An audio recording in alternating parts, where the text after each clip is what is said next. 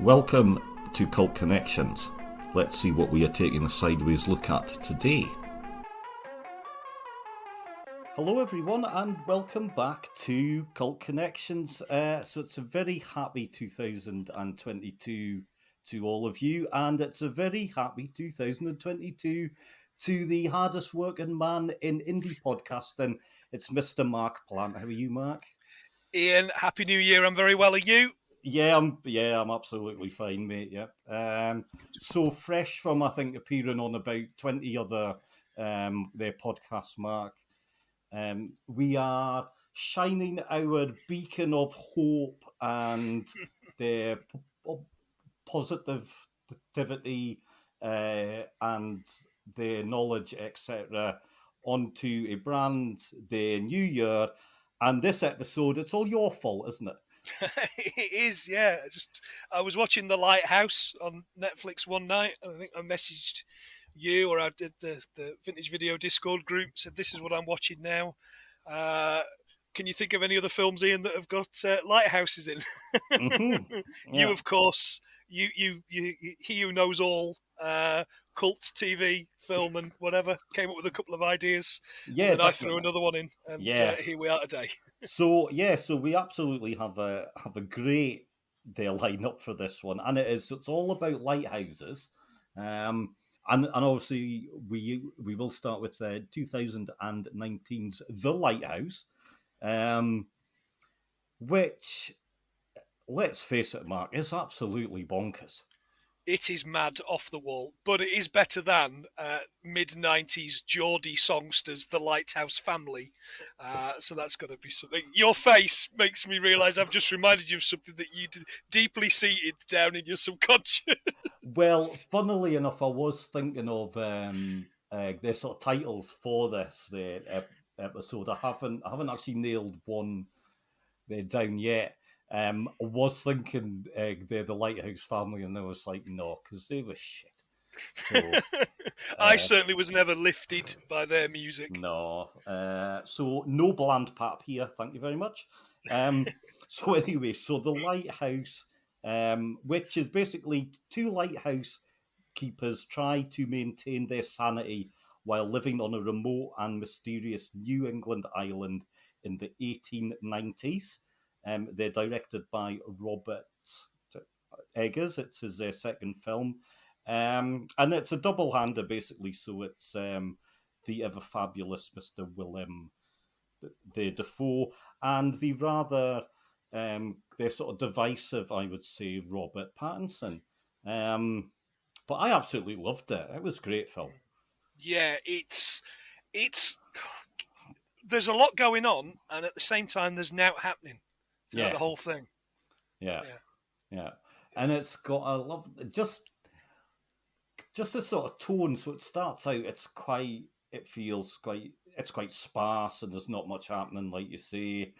Then there's a bit of humour, and there's a bit of this sort of drama, but things are, again, they're not really moving that sort of fast. Then it gets quite edgy, and then they're hallucinatory, yeah, and then it just all goes a bit sort of gory horror film and just all kinds of weird stuff. Yeah, I mean, I'm sure that there's a load of things I could read online, and I don't really like to do it. The last time I read on what a film was about was many, many years ago through dial-up internet, trying to understand what David Lynch's Mulholland Drive was about. I must have read an article of chapter after chapter of article. And 15 years later, I'm no clearer on what that film's about. But what I do know is it's bloody brilliant. And I couldn't agree more with this. I mean, I'm sure there's alcohol, there's the issues of loneliness, of alcoholism, of living with somebody that you hate, of an abusive relationship. I think that's all in there, or I'm just imagining it. I don't know, but it's got it all whilst having nothing. Yeah. I must admit, Mark, when you say that, for me, you know what, films mean what they want you to mean. It's like a song or a book. they're the artist or they sort of create a, they make their their artwork, as it were. So all whether it's a film or a song, but when they let it out there, that's it. It's almost like, right, I just let that go, Yeah, yeah. and That then it doesn't matter what it actually means. It's it's up to us. Yeah, and that's very wise, Ian, and not what we come to this podcast for. I think some people actually do, Mark, but All right, apologies. It's just me then. But yeah, for me, it was grimy. And if you've listeners, if you've not seen this, it's shot, and not just shot in black and white. I'm pretty sure it's shot on film, as opposed to a lot of digital stuff these days that we see. And it's in 4:3 as well, isn't it? Which was what the version I watched was. Yeah, it's actually, it's not quite 4:3. It's almost like 4:4. It's almost like a totally squared image. Not quite square, but almost. It's easy to throw you, isn't it, when you're used to watching everything on a widescreen TV these days? Well, I quite enjoyed it because the thing that we're going to talk about at the end, well, actually, all of the things that we're talking about this on this episode are in 4:3 or just about it. So So and I quite like that. It felt quite sort of cozy, and sometimes I kind of miss the old-fashioned sort of 4:3, their dimensions. Yeah, I agree. I mean, it's all well and good watching Lawrence of Arabia and the Fellowship of the Ring on a big screen with a big, but these things weren't specifically made, that we're talking about today, weren't made for that, and as such, they feel a little bit better. They feel a bit more homely, don't they? Because although I guess the Lighthouse, if it feels homely, maybe need to go and talk to somebody. Yeah, I would maybe move out, but it's such a bonkers film, though. I think we can't really talk too much about what it means, because who the hell would actually know? I'd like to say it's a double-hander. I think both actors are absolutely brilliant, aren't they? Willem Dafoe's, this isn't great grammar, Willem Dafoe's never not great. He is always fantastic, and he is always up to 11 in some way or another, whether he's playing Spider-Man's nemesis and a man losing his company, whether he's playing, Jesus, whether he's playing an old lighthouse keeper, he's dialed up, and you can't see past him, and you wonder why he's not in more stuff. Yeah. Mm-hmm.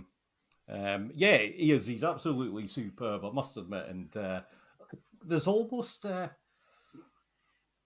must admit, I found him quite sort of likable in this, and in a way, even though he's, he farts and he drinks and like initially he really gets on their sort of Pattinson's nerves, and he really sort of pushes him, but there's almost like a steptoe son sort of vibe going on. It's so funny you should mention that, because that's exactly what I kind of, you dirty old men. I really had that. You're right, yeah. Well, when there's a great scene at the end. The sort of Pattinson loses it, and he's ranting at him, and he's saying, he smells of, penis, and the sort of jism I think he uses at one point, which just made me think of the David Lynch's and not David Lynch. Good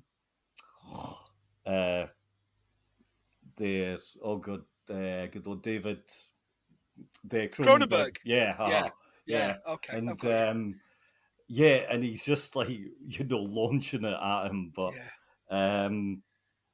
was that the same scene where he was sat in front of the fire in the tin bath eating pickled onions out? Oh no, that was Steptoe and Son. Yeah, that was Steptoe. He's I mean, there's this, there's this vibe of it, Steptoe and Son, or I thought, they're sort of Harold's, they're sort of Pinteresque their sort of despair, Yeah. or even Melodrama, real kind of, or even their sort of bottom as well. I mean, Richie and Eddie stuck on the lighthouse would be, it would be similar to this. There would be more frying pans getting sort of bandaged. More getting kicked in the balls. Yeah. Yeah. Although, to be honest, I mean, there's quite a bit of sort of ultra violence come the end of it. So Yeah, absolutely. Yeah. Was there any particular bit that kind of you really didn't enjoy, or you enjoyed in spite of yourself? Was there anything that you thought was a bit gruesome or too much? well, I have to mention, Mark, now, and I kind of pre-warned you about this. So they're seagulls, okay? Yeah, of course. Now I do a little bit of their bird watching. I do that in my spare time. Yeah, yeah, yeah. Like, That all is a right, little okay. bit. No, not like Carry On films. No, Got you. no. Proper actual bird watching. Now I live on the coast. I live by the sea. I'm in a fishing town, so we have seagulls aplenty. Our growth online is basically 50-50 pro gull and anti gull. So it is a hot sort of topic, especially during summer when they're nesting and and they stake their sort of claims. And I know they're not everyone's favourite their birds, but I really like them because they've got their attitude and their balls, and it's their world as much as it is ours. So They were in our growth first, Ian. You got to keep that in they mind. were exactly, So, however, there is a gull in there. So, Sully, the actor's name is apparently. He has Brilliant. he has a credit on their IMDb, believe it or not. Right. So Sully the seagull. He's in a few films, apparently. So he is on the. And anyway, Pattinson rips him to shreds about halfway through, and I was like, "Oh my god, this pure gull!" He just batters him to death. Yeah. And the line from, because they're both called Tom, aren't they? There's Thomas and Tom, so they're both called Tom. And the line from Tam the Elder, we'll call him. He says that see, you don't go near the seagulls. Don't mistreat the seagulls because it's a bad omen, or it's bad for us if you do anything to the seagulls. He stops him from harming probably the same one a little bit earlier on. Mm-hmm. Yeah. And then he absolutely goes to town, as you say, and splatters him all over the camera. Chocolate sauce for everybody, that one. You know what? To be honest, and that's when things all start there going wrong. So actually, old Tom's absolutely right. You don't go near the gulls because I think he said that they contain the souls of dead sailors or people of the sea. So and he starts going they're absolutely nuts after that. That is definitely where the things go wrong. Now, Matt, what I do want to know your opinion on, and this it's a bit sort of fruity, it's a bit close to the bone. What's your thoughts about mermaid sex? I am 100% for it. I think it would be the greatest thing to happen to humanity. But then so have many sailors throughout the years, and look what's happened to all them. I mean, she was a bonny wee thing, wasn't she? She was a tidy thing. I was behind it. Attractive. Well, there the top half was. Oh no, I didn't make a distinction, Ian. I thought the bottom looked quite good too. Yeah. Oh well, okay, fair enough. I might just edit all the time. No, anyway, so I'm looking at so I was doing them research because what you do see, and it's very sort of blatant, is that you do see a mermaid's their vagina. Now, and I don't know if there's much sort of record about what they actually look like. I'm not really sure if there's much sort of research or documented evidence about this. But apparently they based it on a whale's vagina. So. Oh right, okay. Uh-huh. Fantastic. I was going to say we could always pause the recording and go and watch The Little Mermaid and come back. I don't know if that's if Ariel's particularly anatomically correct in that film. No. That's one line of their research that I'm not going to. I'm not doing it's going to be a lot of cuts in this episode, Ian. No, it's all Or not. staying in. Yeah. Well, you know how I am. So, I tell you what. I tell you about this film. They drink some amount, and I must admit, I'm surprised that they didn't actually die halfway through, just from alcohol poisoning. Yeah. It's thrown about the place, isn't it? It's absolutely hoid all over the place, and it doesn't help that they have to live on rations. But that's the one thing that isn't rationed, because they dig up a cache of it. Yeah, like they got their emergency stash of it. And there's a great scene. I must admit, it does kind of tie in with the last bit. But so the Patterson's got absolutely bladdered, and we can see him, and he is starting to go really nuts by this sort of point. And so he's absolutely steamboats, and he decides he's going to have a little this sort of Tommy Tank to his little mermaid the ornament that he has.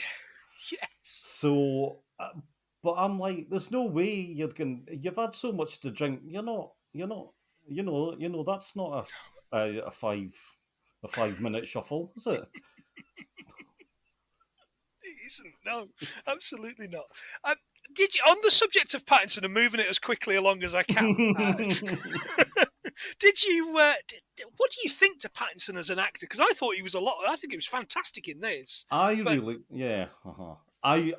like him, Mark, and I actually really like the fact that loads of other folk don't like him, because I don't see anything wrong with him. To be honest, no. He's done paychecks, hasn't he? He's got paid for things like the sparkly vampire films, the film where he was meeting the girl from Lost at the top of the Twin Towers the day that there was the day of 9/11 and all that kind of romantic kind of nonsense. But he picks pretty good stuff too. And I, for one, Ian, saw a poster for the Batman today, and I'm very excited to see what his Bruce Wayne is. You know what, I have been thinking about this, and I'm in sort of two minds, because part of me is like, oh, it's another Batman film, as in, they just keep, making their Batman films, and I like a Batman film, and I will go and see it, and I will give my verdict on it. But part of me's like, internet wankers, or Pattinson, and he'll never be this, and blah, blah, blah, and I'm just like, you know what? Let him be Batman. He'll do 3-4 films as a Batman. He'll do his own thing. He'll be great. And then someone else is going to come along, and then they're going to do it. So, there's enough room for, good Lord, there's enough room for anyone there to be Batman. Yeah, if he does 3 Batman films and then goes on to make some of the films that Christian Bale's made post Batman, I'll be all right with that. Yeah. Character-driven, craziness. The Fighter as an example. I loved The Fighter. I thought it was fantastic. I'll be 100% behind him going and making something like that. Yeah. But I think he's got all of the makings of actually doing a very good the sort of Bruce Wayne, and it looks like this Batman film's going to be quite sort of dark. They all seem to be very dark, but quite sort of violent, but in maybe a more sort of minimalistic way. Which I must admit, I'm fitting somewhere between. Yeah, kind of in the middle of Burton and Nolan, I think, and that seems like a bit of a sweet spot for me. Yeah. So, but no, he's absolutely cracking there in this. I think, like I say, it's a great, this sort of double hander, and Yeah. You know, I think that they both do really, really well in it. They, by all accounts, they never spoke to one another during the film. All right. Okay. There to keep that sort of spirit up, you know, that they didn't really, you know, interact much off sort of camera, just to keep The tension yeah, almost. yeah, Yeah. yeah, That's yeah, the brilliant. tension. What good? What cracking idea that is. Yeah. but yeah, and a great film. I must admit, I really like it. I'm gonna. It's, and you're right, Mark. It's one of those films that just sort of, you know, sticks with you, and you think about it. And there, for me, there's sort of Defoe farting every 5 minutes. I think that's a great. That's a great sort of symbol of just how good this film is. It's like living with me, I'll be honest. I think it's like living with every bloke, really, isn't it? So, Yeah, probably. but yeah, it's a great film. You know, it is bonkers. Um, it won't be for everyone, but I really liked it. I'll certainly watch it again. I'll be and it did set us up actually beautifully for our next the show, as it were. So we're going to go back to 1983, in a much gentler time, and this is a much sort of gentler and nicer lighthouse, and they're the people who live on it or nearby. So what we're going to talk about is animated stop motion favorite, The Adventures of Portland Bill, um, which is all about a man who lives in a lighthouse. Is Yeah. all IMDb says about this show. It doesn't tell you anything else. Now, I imagine, Mark, that you were the right age for this. Absolutely, I was. And I seem to remember that this must have played for some number of years because I seem to remember being too old for it at one point.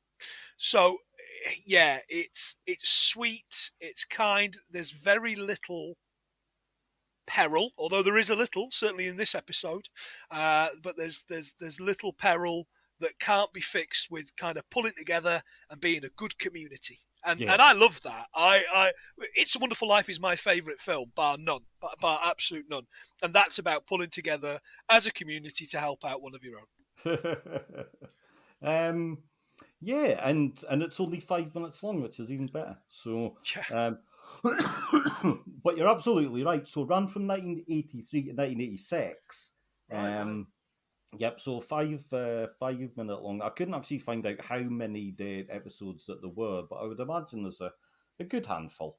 There's a pile of them on YouTube. I mean, this Yeah. one, of course, was on YouTube, and Yes. it's completely free, listeners. So get involved. And if you've got little kids, I do think it's a nice little respite from blooming Bluey and Peppa Pig. Yeah, I was going to say something rude about her there, but it's all been said before. Yeah. And it's in that lovely style, similar to the sort of Postman Pat in his early days.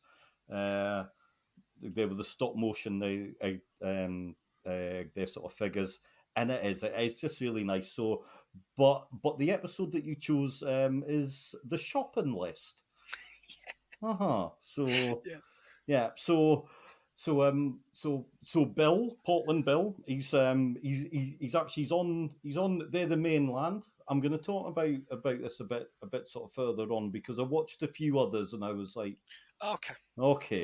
So he's on the mainland. He's at the village, and he's in the village shop where they say Texan from the nearby oil rig comes in, and he's given it the big one, like the stereotypical their Texans do, and he whips out this massive the shopping list, which basically sends the shopkeeper into existential angst. Basically, it's like, how on earth am I going to fulfill this huge order?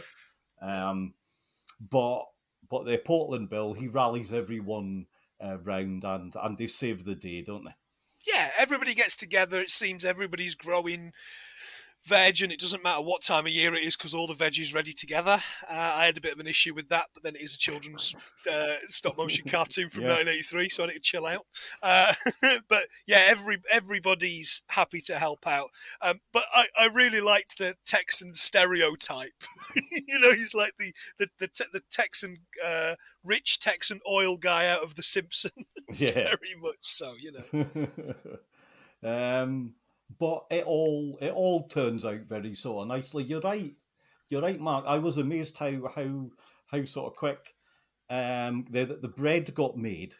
So there's all these loaves of bread, and I'm like, well, okay, you didn't approve that very long, did you? Mary Berry's absolutely turned. I was going to say turned in a grave. She's not dead, but no. Yes. But a super show. So they're directed by John Grace, who you might know as well for 64 Zoo Lane. 64? No, doesn't ring a bell. No, that one. I don't think I do. I think you know the theme tune. Right. Okay. It's a catchy one. No, it doesn't ring any bells. I'm doing a very quick look. No, it is. As a man who was a man by the time that came out, it's no. I don't have any kids, so unfortunately not that one. Missed that one. I thought you were going to say Pigeon Street. I would have been right in with that. I don't know if he was. No. I'm just saying. I'm just saying cartoons from the 80s now, mate. But that's not the show. No. So so he they directed. All of the voices are done by Norman the Rossington, who is very much a journeyman actor, but he's in like just about every show that you can think of, and their films. So lots of films in their shows. His most notable for me were a Hard Day's Night, the Beatles film. Yeah. The Budgie with Adam Faith. Yeah, I remember Budgie. Yeah, that was Budgie. One of my grand's favourites. Yeah. And something that we do love, Mark, a very festive their favourite is the Digby, the biggest dog in the world. Is he really? Yes. Oh, I didn't even think about Digby, the biggest dog in the world this Christmas, and I feel like I've let myself down. I think we're going to do that next Christmas. So I think we should. Yeah, definitely. Yeah. So he does all of the voices. Now, I did watch some of the others because the one that you picked, the Shopman list, is maybe a bit sort of typical in that it's not on the Lighthouse itself. Yeah. So I did watch some of the others now. The one where Bill makes out you can tell the time from seaweed, that was quite fun. Had he just murdered a seagull beforehand? He just shagged the mermaid, Mark. That's what he had to do.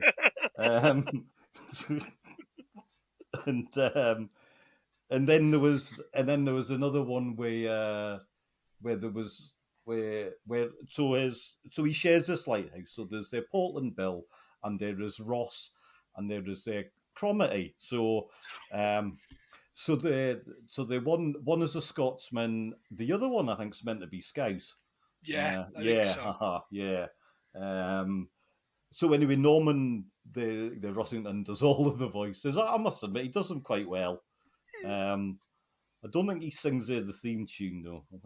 That's disappointing. That's disappointing. It's a lovely theme tune. Almost. Yeah, it is. I've been singing it a lot.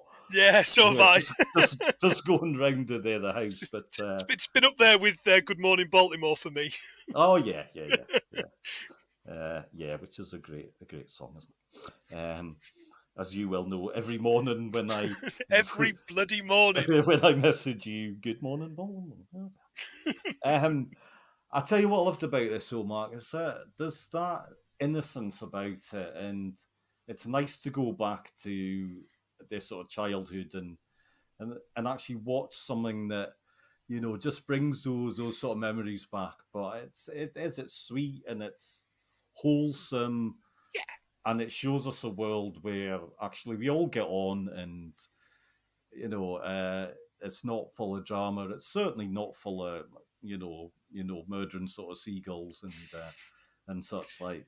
Yeah. And farting. And fine, yeah. Yeah, I don't think Portland Bill's ever farted at all. No, not at all, no.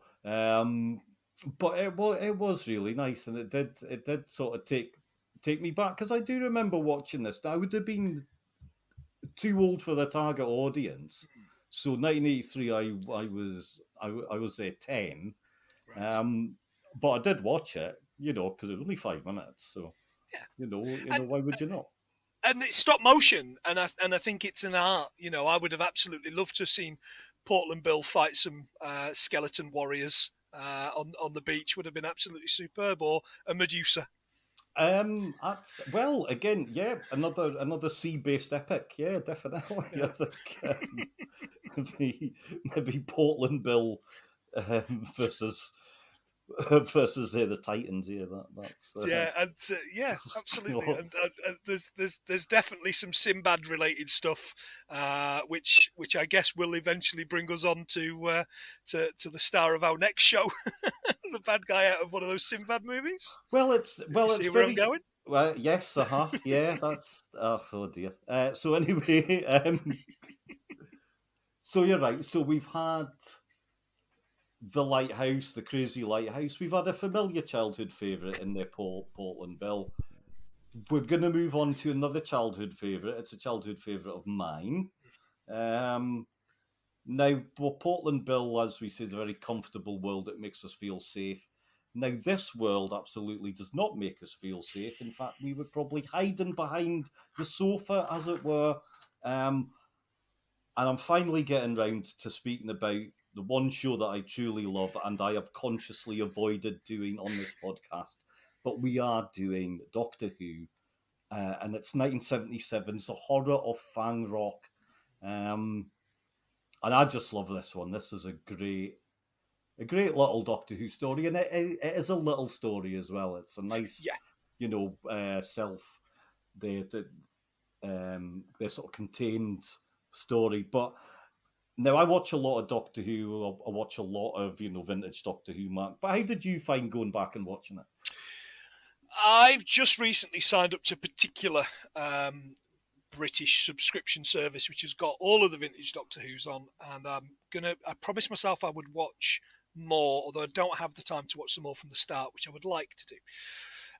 What I did like was I liked the shonky sets, such as the really heavy lighthouse door that wasn't very heavy at all, and I liked the fact that I saw one of the rocks at one point wobble as they as they traversed it, and you say earlier on about being familiar, and it's very, very familiar, and actually, whilst it's a bit scary, kind of, it's very comforting. It was very, very comforting. And I'm going to argue, just very quickly while I remember it, that if they'd have kept the monster of Fang Rock hidden for a little bit longer, this could have been really tense. Yeah. But I guess that's not really how Doctor Who does it. You have to see the monster you have to see the monster in the first episode, or see something happen in the first episode to have you coming back 7 days later. Yeah. It was different back then. Yeah. It certainly was. So we are talking about the horror of Fang Rock. So an isolated lighthouse in the early 1900s finds itself part of an intergalactic war. That is basically what I'm going to say. Written by Doctor Who stalwart, Doctor Who legend, Mr. Terence the Dix. Directed by Paddy Russell. Anyway, so more importantly, it's very much in the era of sort of the sort of gothic horror, which Doctor Who did really well, and it's a lovely story. So it's a four their part. It's got a it's set in the early 1900s, which the BBC of the time always does really well.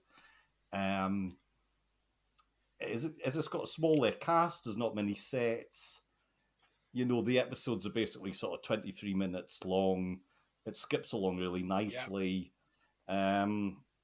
And I just really love it. I just think it's a great story. So do I. And what I didn't realize is there must be some rule about lighthouses that's like priests going to an exorcism. You've got to have an old one and a young one in them, and that's just a rule that we didn't know about. I think because there's three of them, isn't there? There's actually four of them, isn't there, in this lighthouse? Except we only see one of them very briefly before he gets electrocuted by all this new electricity. Or at least that's what they think. Yeah. And they get kind of, it's a bit Agatha Christie, I think. They kind of all get taken out one by one. And then some strangers come to the door. And they all get taken out one by one. But I quite like that because the strangers are wankers, basically. Well, rich people, you know my opinion on rich people. And mine. Yeah, absolutely. I mean, we'll take their shilling if they want to offer it for sponsorship. But they were awful, all of them. That the lads running the lighthouse were just lads running a lighthouse, including the old guy whose name I can't remember. He had some fantastic mutton chops like my grandfather had. Yeah, Reuben. Yeah. There's a very nice bit about it, and it shows the doctor's the character in that. So the younger lighthouse keeper Hawkins, Vince Hawkins.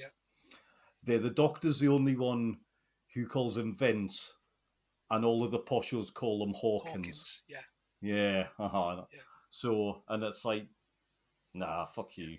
You know, poshos. Yeah, and I was absolutely delighted to see the end of the Lord, whatever he was, and his mate who was, kept going on about, oh well, when I was in the war in India, you kind of like, all right, fella, give it a rest, and now I'm an MP, and this could be the end of me, and you kind of like, well, you lot are all awful, you owe him money, and he's awful, and you've given him a tip, and now you've changed your mind, and the people that suffered the most were the captain on the ship and the first mate or whoever he was that also got scuppered.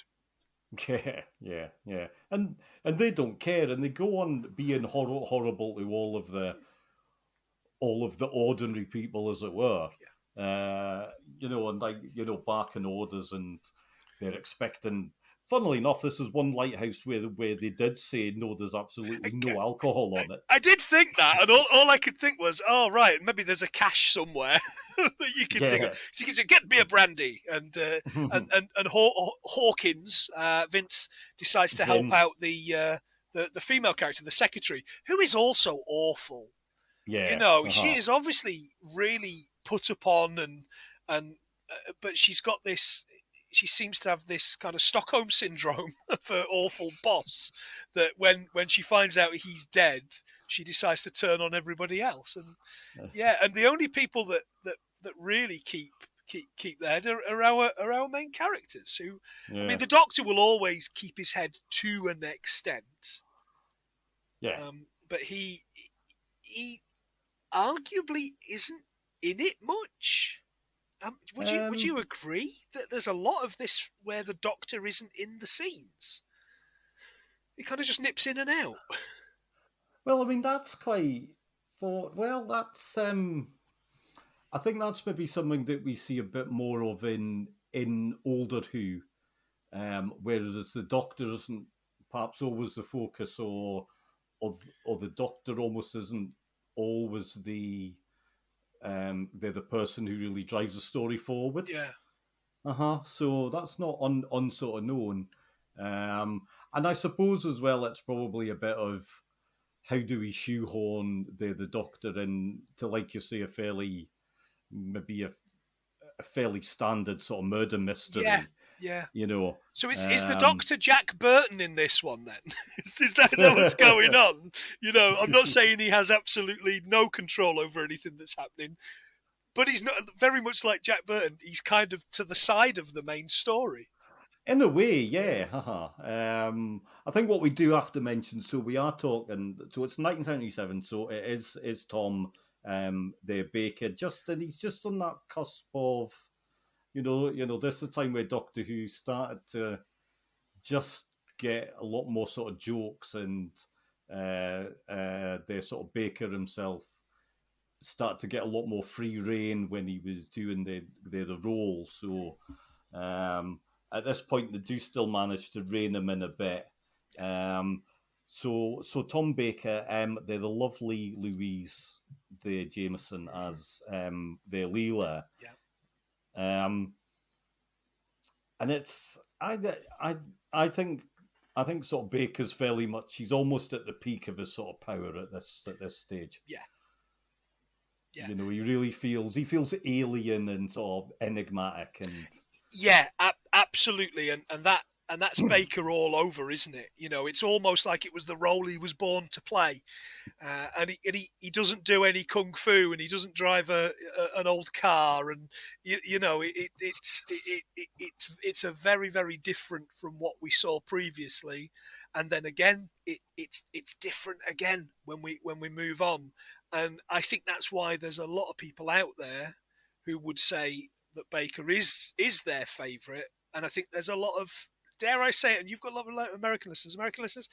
Is Tom Baker the standout Doctor in the States? You'll all be sat there at home going, no, absolutely not. It was obviously John Pertwee. Obviously. Said nobody. Are you trying to wind me up, Matt? I am a little bit. Is Pertwee your favourite, Ian? Yes. Oh, super. I met John Pertwee. I met him, and I met him dressed as Wurzel Gummidge. He came to our town. He was a guest at our town fair back in Derbyshire when I was very, very little.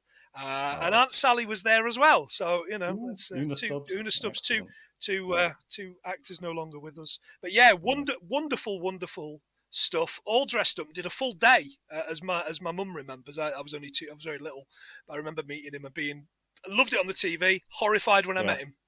I can imagine. Yeah. I can really imagine. No, Pertwee is my favourite. I love the Tom Baker. Going off on a tangent, Mark, who was your first sort of Doctor?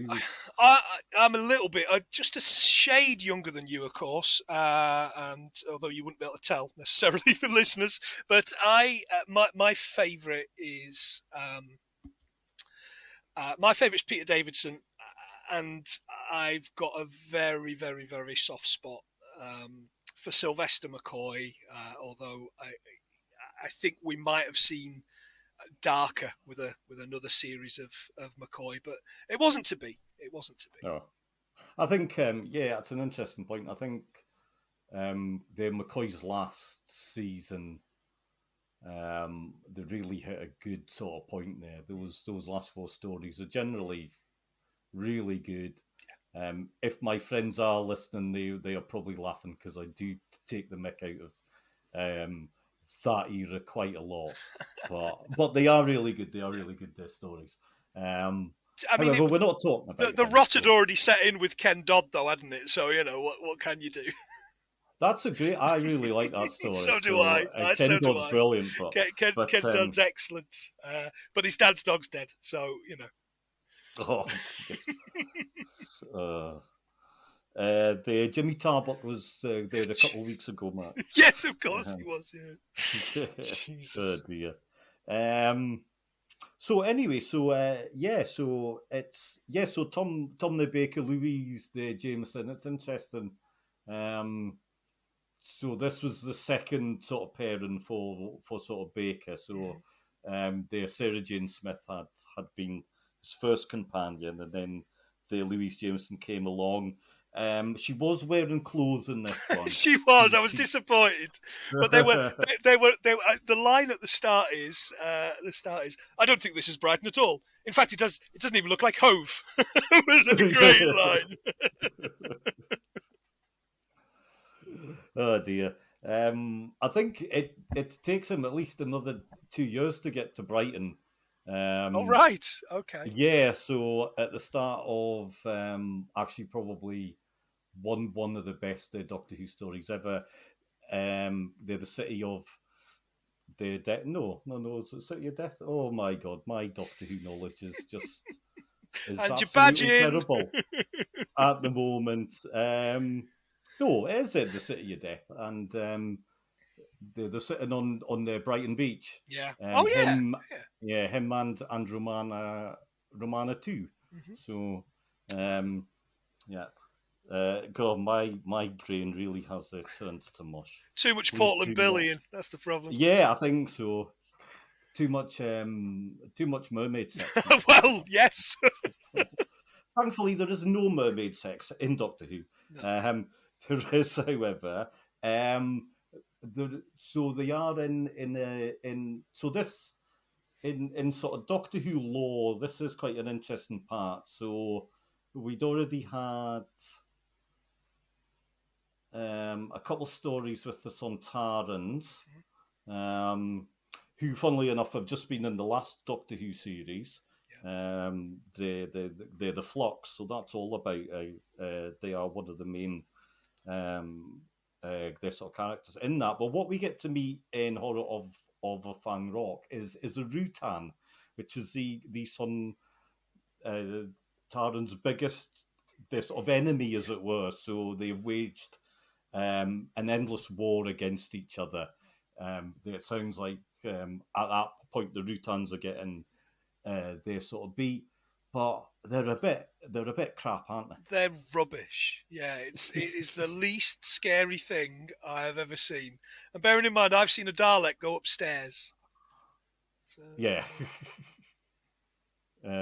This thing barely moved up the stairs. It was very slow, wasn't it? It was, yeah. Like, yeah, I'm not really sure how they're going to take over anything. Put a bit of salt down, you'll be all right. Yeah, yeah, like a big green slug. Yeah. And that's a bit of a shame because visually, I think actually the rest of the story looks pretty decent. Yeah, I thought that the lighthouse set was small enough to feel oppressive, and I thought the rocks, other than the wobbly one that I spotted, that bit was okay. I was less impressed with the TARDIS at the end, which is quite blatantly, it's only a model. Yeah. And the model boat that they dashed upon the rocks. But yes, it was the perfectly small, tiny, and at some points claustrophobic kind of feel to it, and that was necessary. That was needed, I think. Yeah. Yeah. And one thing I did really enjoy is, funnily enough, is that at the end of the story, and it's not really a spoiler because this story's 44-year-old, so I don't think I'm really going to spoil it for you. But you know, everybody's dead. So like, apart from the Doctor and the Leela, everybody involved is now dead. Yeah. Every single their character, and of course they get back in they're the TARDIS and they bugger off. And you just think someone's going to come along and you're going to have no idea what's actually happened here. I hadn't thought of that. You know, yeah. Yes. You know, you're going to think, yeah. Just bodies lying everywhere. You know, all these people are dead. Yeah, sort of bodies everywhere. There's a ship crashed on the rocks. Who would know? Robert Stack's still trying to figure it out for Unsolved Mysteries. Yeah. Did anyone from the cast stand out for you, Mark? Was there anyone who? No, not even slightly. I felt like I knew the big old master, and potentially the older toff with the white hair, but yeah, no. Alan Rowe, who was Skin Sail, yeah. Who's actually my favourite in this. He's in a lot of other Doctor Who's actually. I think he's in like another 3 stories. Funnily enough, he's in the Time, The Warrior, which is a John Pertwee story, which is Sarah Jane Smith's first the Doctor Who story, where we first meet the Sontarans. I've definitely seen that. Something that does ring a bell. I've definitely seen that. Yeah, so he's in that one as well. But it is, it's a great little story. I do like Alan Rowe. I did love the bit where the Leela gives gives the secretary a slap Yeah, for a constant screaming yeah, there, and yeah. She doesn't. She's not one to suffer any of that kind of. She does. She doesn't get it. But she gets. I think she's gone from a very, very different world to all these worlds that are nothing like hers. And you can say the same for any companion, but if you're a companion from the 70s or from the 80s, you've experienced something more of the world than being, and this is a bit unkind, a barbarian, yeah, basically, yeah, and then being forced into ladies' clothes. And she was much happier to be wearing one of the boys' sweaters, wasn't she, with the belt tied around the middle? How 70s? How yeah, progressive! yeah. And to give her a bit more shape because Leela was the one for Yeah, the dad. Yeah, absolutely, she was. yeah, Yeah, yeah, yeah. uh-huh. So yeah, that it did happen. One of the interesting things is at the very end, and the doctor tells her not to look at the spaceship because he's going to blow it up, and Yeah. she does look at it, and at the end, her eyes change color. Yes.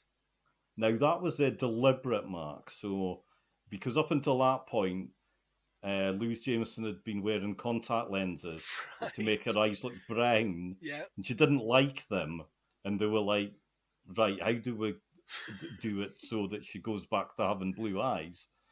And that's what they came up Brilliant. with. Now, why not? Yeah. Yeah, absolutely. Yeah. Uh-huh. But yeah, it is a cracking story. I must admit, I do really like it. I think it's it is really. I think sort of Terence Dicks who they wrote it, and he is a Doctor Who legend. So he was the script editor for all of John the Pertwee's stories. He did Okay. all of that. However, he's best known for actually he wrote most of the Target, the novelizations of All the right. Doctor Who stories. Oh, okay. Yeah. And he wrote the perennial fan their favourite, the five the Doctors, where it's a big Brilliant. the Doctor Love that. fest. Yeah. So Who doesn't yeah. love that? Yeah. Well, Tom the Baker doesn't because he's not in it. No. So Yeah. There's a good bit about that in his autobiography, as I recall. yeah. Yeah. But so yeah, thumbs up for horror of Oh, Fangirl. 100% thumbs up. Yeah, I had a great time. Yeah, and in fact, Uh-huh. it has given me. Yeah, I'm definitely going to go back and I'm gonna watch some others over the next couple of weeks, I think. Okay, good. Well, I'll give you a few there pointers because and what I will always say if you're not that familiar with old Who, with the classic Who, and you maybe have got their sort of BritBox and you want to watch some of it, you don't have to start at the start. Doctor Who's the perfect series for actually just sort of dipping in and out of. You're not gonna lose anything by going all the way back to 1963 and then watching it all the way from the start, because it's not really built for that, No, not at all. No, it's but Monster of the Week, isn't it? Really?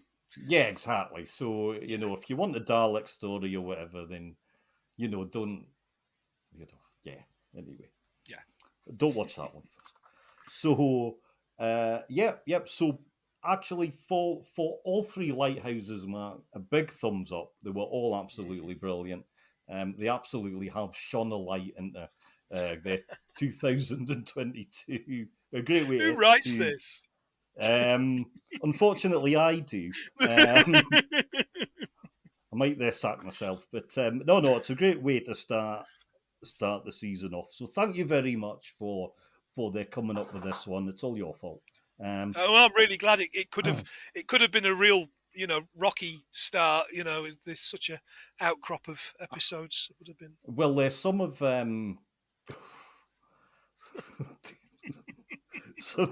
well. To be honest, Mark, some of the ideas that you do have, then yeah, They're hit and miss. absolutely, to be kind. they are a shipwreck, quite frankly. And but anyway, so what have you got coming up, Mark? Because let's face it, you're on every podcast going. I am everywhere. Yeah, I've been everywhere, man. I've been everywhere. Taking a bit of a break from other podcasts, which means I'll probably only be on yours twice next month. So we are at 100 Things We Learned from Film. We're all set for January now. We're going to be talking about treasure hunters. No, not that one. We're going to be going on a bug hunt. No, not the other one that you're thinking. And then into February, we are going to be finally looking at some good, quote unquote, films. We're going to be doing an Oscars month. So we're going to pick films that won big at the Oscars and see if we can come up with 100 things for each of those. Elsewhere, we run, myself and Tom run Everything We Learned from The Simpsons, where we just randomly pick an episode of The Simpsons and go through all the basic bits of information and throwaway lines that are in there and what they mean in America and what they could also mean in the UK. Expect lots of chat about northern shops and how Cuba is very much like West Yorkshire. Oh yeah, of course, because it is, isn't it? Yeah. I often think that when I'm in Yorkshire. I'm sure that the Cubans think the same, don't they? Absolutely. There's lots of cigar plantations, tobacco plantations in Brighouse. Yeah, tons of them. Yeah. Oh dear. Anyway, thank you very much, Mark. And yes, indeed, you will be on there soon, and no doubt doing some kind of absolute nonsense. And after all that, everybody, thank you for listening. Thank you very much. Thanks for listening to this episode of Cult Connections. Please like and subscribe wherever you get your podcasts, and we would love it if you left a review. Follow us on Twitter at Connections Cult for more fun, share your ideas, and maybe even be on the show. Thank you.